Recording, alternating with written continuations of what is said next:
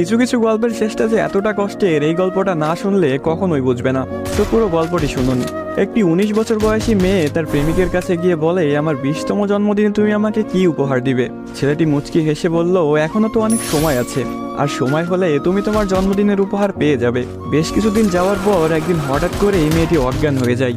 বাসার সবাই বেশ অস্থির হয়ে যায়, কিছুই বুঝে উঠতে পারছিল না কেউ কি হয়েছে মেয়েটার। তারপর সবাই মিলে তাকে হাসপাতালে নিয়ে গেল। হাসপাতালের ডাক্তার অনেক পরীক্ষা নিরীক্ষা করার পর তার পরিবারকে জানালো, সাদিয়ার হার্টে একটা ছিদ্র ধরা পড়েছে। এখন যদি খুব তাড়াতাড়ি হার্ট পরিবর্তন না করা হয়, তাহলে হয়তো সাদিয়াকে আর বাঁচানো সম্ভব হবে না। সবাই এই কথাটি শুনে কান্নায় ভেঙে পড়ল। সাদিয়ার মা বাবা কিছুতেই মেনে নিতে পারছিল না। সাদিয়ার প্রেমিক সাকিব তার বিষয়ে ডাক্তারের কাছ থেকে সবকিছু শুনে বলল, এ কিছুতেই হতে দিবে না সে।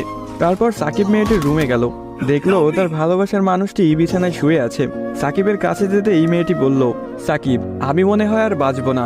সাদিয়ার চোখের পানি মুছে দিয়ে সাকিব বলল, কে বলেছে তুমি বাঁচবে না? তুমি খুব শীঘ্রই ভালো হয়ে যাবে। মেয়েটি বলল, তুমি কি করে জানলে? ডাক্তার তো বলেছে আমার হার্টে একটা ছিদ্র ধরা পড়েছে, আর আমাকে বাঁচানো সম্ভব না। ধুর পাগলি, তোমার কিছুই হবে না, দেখো তুমি ভালো হয়ে যাবে। এভাবেই বেশ কিছুদিন যাওয়ার পর সাদিয়া সম্পূর্ণ সুস্থ হয়ে যায় এবং বাসায় ফিরে যায়। বাড়িতে ফিরে এসে সাকিবকে খুঁজতে থাকে, না পেয়ে সাকিবের বাড়ি চলে যায়। সাকিবের বাড়িতে কেউ নেই। অবশেষে সাকিবের ছোট বোনের দেখা পেল সাদিয়া। কিরে, তোমার ভাই কোথায়? সাকিবের বোন কোনো কথা না বলে হাতের ইশারা করে সাকিবের রুমটা দেখিয়ে বলে উঠল, টেবিলের উপরে আপনার জন্য একটা চিরকুট রাখা আছে। সাদিয়া কথাটি শুনে রুমে গিয়ে চিরকুট হাতে নিয়ে পড়তে শুরু করলো।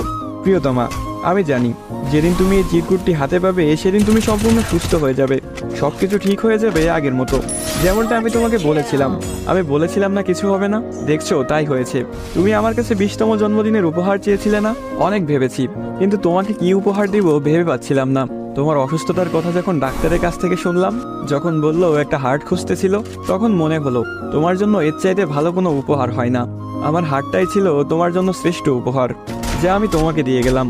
মন খারাপ করো না, আমি আকাশের ওই উপর থেকে তোমাকে সব সময় দেখব।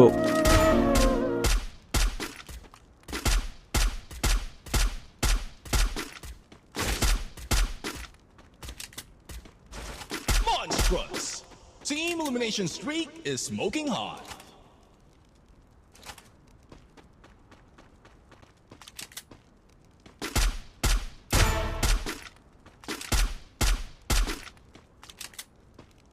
Unstoppable!